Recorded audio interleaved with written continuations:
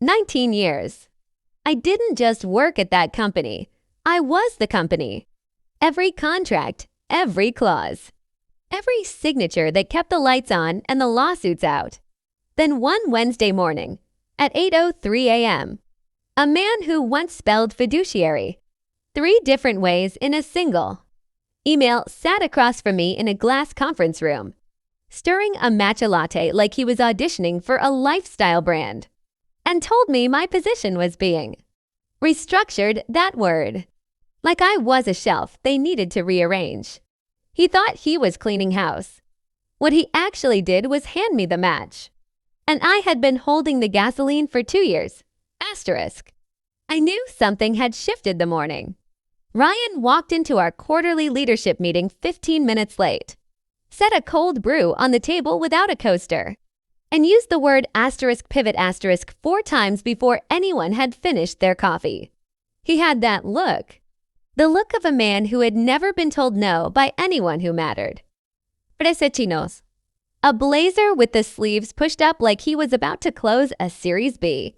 And the kind of smile that only comes from a childhood where consequences had always been optional. I had seen his type before.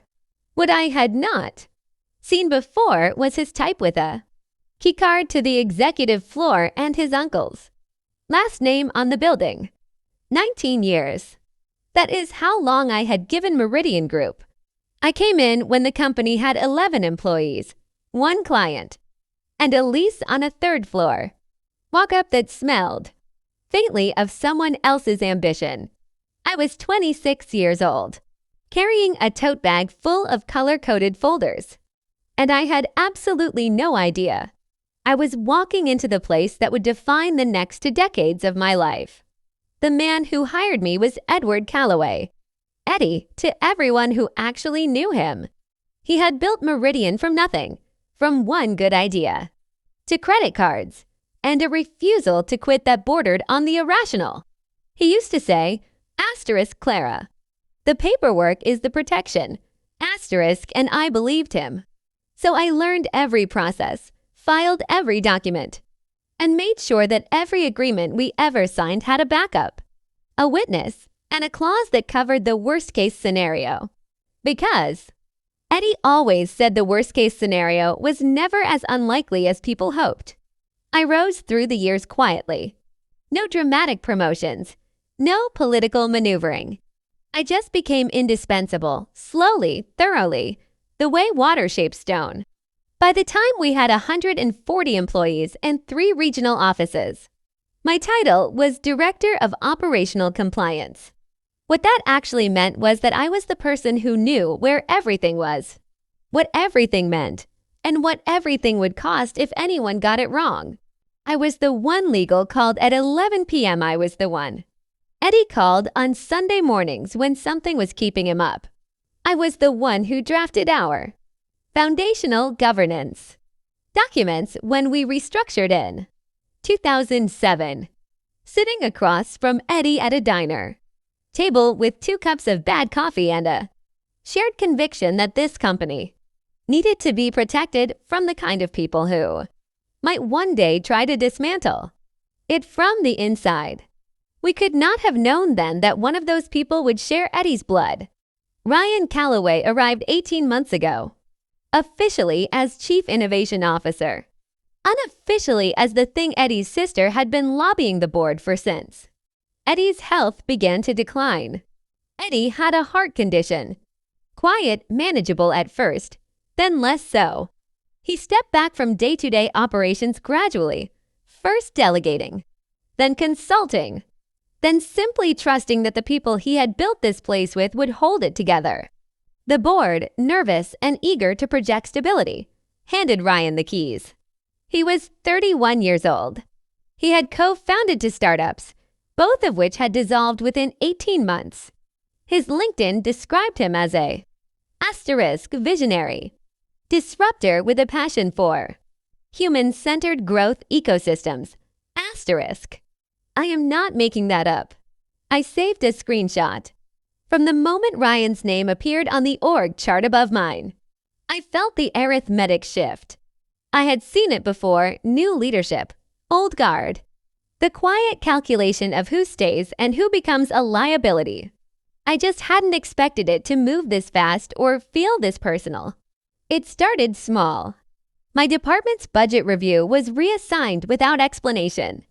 A vendor contract I had managed for 6 years was handed to Ryan's college roommate, who introduced himself as a strategic relationship architect. I was removed from the executive distribution list for board communications and told it was a streamlining decision. Then came the hallway comment. I wasn't supposed to hear it. Ryan was talking to his newly installed head of people operations, a 24-year-old named Brandon, who had previously managed social media for a smoothie brand. Ryan said, and I am quoting precisely, Clara is a great institutional memory. But we need builders, not archivists. Archivists.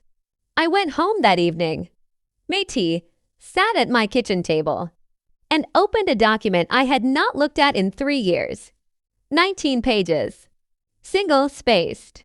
Signed by Edward Calloway in 2007, reaffirmed in 2014, and quietly re-verified during our last full compliance audit in 2021. A document I had helped write, helped maintain, and made absolutely certain never drifted into the category of legacy paperwork no one reads anymore.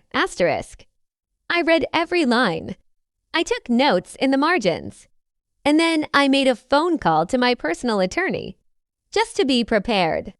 Just in case. The meeting came on a Wednesday. 8:03 a.m. The invite arrived at 7:58. Labeled *Quick Connect.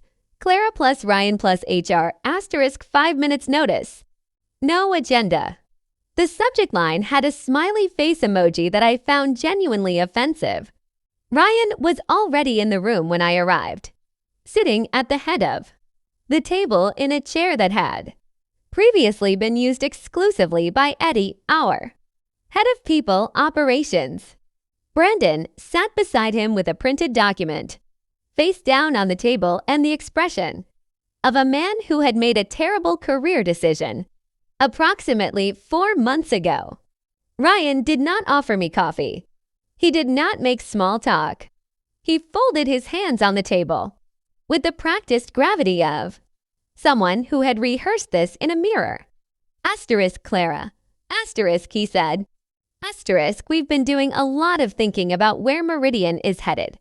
And as part of our restructuring toward a more agile, future-forward operational model, we've made the decision to eliminate your position. He paused there. I think he expected something. A flinch, a question. The particular silence of someone processing a blow. I gave him nothing. We want to honor your tenure. He continued.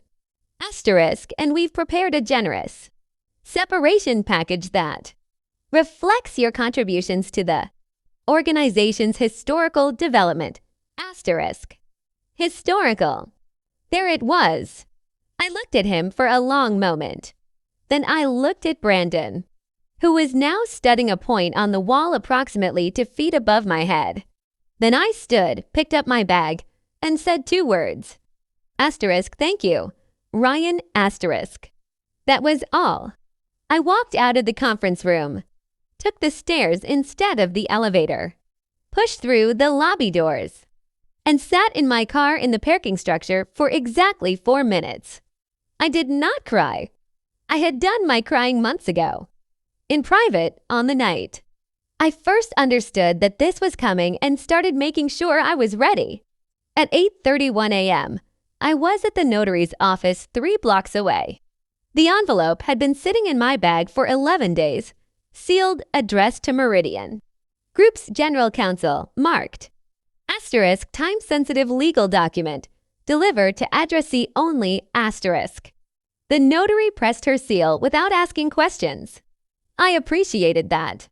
The courier was dispatched at 8:49 a.m. Inside that envelope was a formal execution notice, 2 pages. Clean language, no flourish. Citing section. 6.3 of Meridian Group's 2007. Foundational Governance and Succession Agreement. The clause was precise. If the Director of Operational Compliance was involuntarily terminated without documented cause, without full board notification, and without severance terms, meeting the thresholds outlined in the original charter, then operational authority would revert within 72 hours to the founder's designated trust, and control would transfer to the trust's appointed successor, pending only the founder's written consent or incapacity certification. Eddie had not signed anything in over 8 months. The board had not been formally notified of my termination before it happened. I had the timestamps to prove it. I had the emails. I had the courier tracking confirmation, the notary seal, and a recorded voicemail to my attorney noting the precise sequence of events.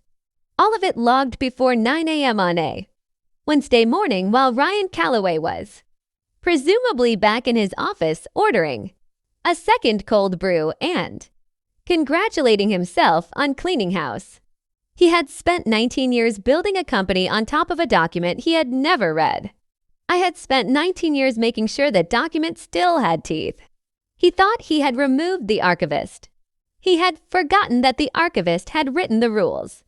And somewhere across the city, a courier was 3 blocks from Meridian Group's front door, carrying the one envelope that was about to make Ryan Calloway's future forward operational model significantly more complicated. The clock was already running. He just didn't know it yet.